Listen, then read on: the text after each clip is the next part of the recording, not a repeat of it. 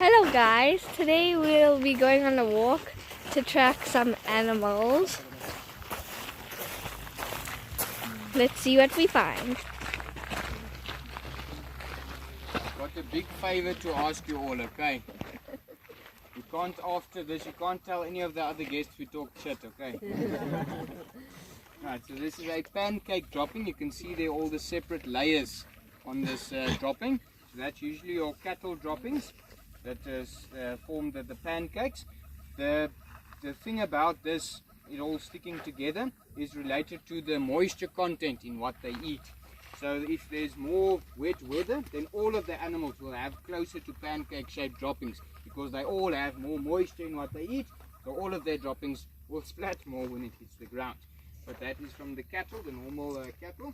But you see on the farms and all that, of course, you always find these flattened droppings. They are called pancake droppings. What was this? I'll give you a hint, it wasn't me.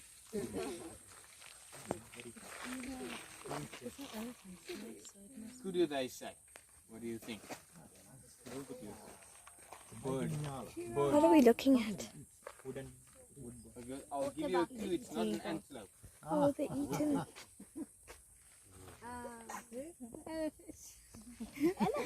Elephants do damage plants, but thank goodness they are not here. Otherwise, we wouldn't be walking now. So I'll give you one more guess. One of the birds. So these are zebra bite markings. They are tooth marks. You can see there's a little groove between each one. That's where their teeth, as my fingers are there, where they scraped it off with the teeth. You can see all of them. There's a separate marking for each tooth. So if I walk past something and I bump myself, oh goodness, I'm bleeding easily, I need some iron, I go to the pharmacy, I get iron pills, problem solved. A zebra can't do that because it's a wild animal. So this is the zebra version of a pharmacy. If they have a deficit in their diet, if there's something wrong within them, they can pick up on that because they are in that regard better than us, and then they can replenish that by specifically attacking the bark, as to say, of your large fruited bush willow. So it's a raasblad or a large fruited bush willow tree. So I'm not sure which one yet, I'm still trying to figure that out, but one of the chemicals in this bark is what they need to replenish the deficit, the problem, or to fix the problem.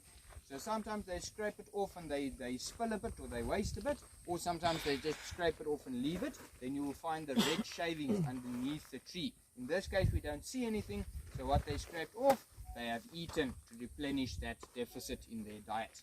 So this is one of your kinds of tree damage or damage to plants, tooth markings or teeth markings. And these ones from the zebras.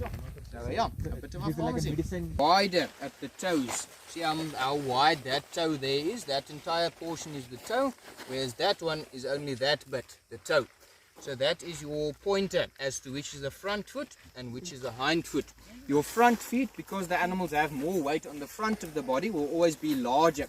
Anything, a hyena, a mongoose, an elephant, they have a bigger front area. The organs and everything is in front, so they've got longer and wider front feet than back feet.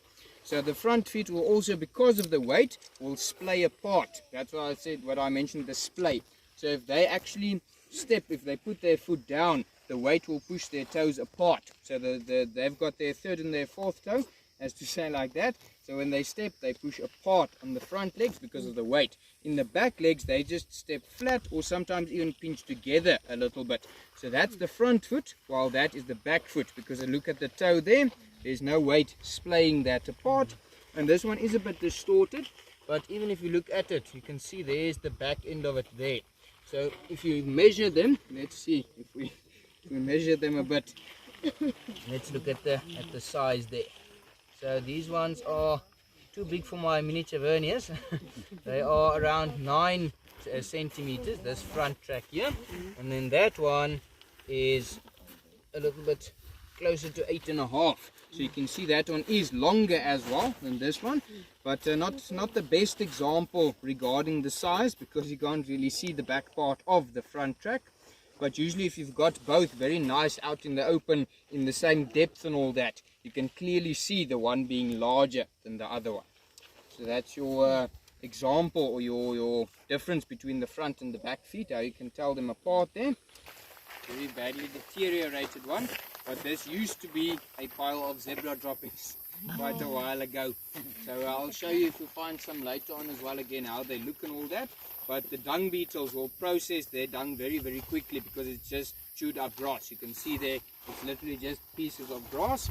So your dung beetles will process it incredibly quickly and then break it all down again to grass that can be reabsorbed into the earth and all that. That's what the dung beetles do, or part of what they do is to replenish minerals into the earth by processing the animal droppings. But in this case, they process very quickly a bunch of zebra droppings. A very, very good place to look for tracks. Here we've got some bird tracks in the mud. So I don't know if you can see them nicely, but you've got one toe, two toe, three toe, and then a little pip there at the back. And then one toe, two toe, three toe, little pip at the back. So how the birds work, how their feet are shaped and all that. You've got toe number 1, or I know it's my finger, but for them it's toe number 1, toe number 2, 3 and 4. So if I can try to show it, if they step with the right foot, it basically forms that, and then with the left foot it forms like that. So the pip is on the inside of whichever foot that will be. So you can tell there that is the right foot and that is the left foot of a bird. These are slightly undersized for guinea fowl. So they are Franklin or spurfowl tracks. It's very difficult to tell them apart. But the larger game birds all have similar shaped tracks, just in varying sizes. So the guinea fowl, or the helmeted and the crested guinea fowl, all of your guinea fowls, they are the largest game birds, as to say, so they have quite a bit bigger tracks, all of those. But these ones are from the smaller ones, your Franklins and spurfowl.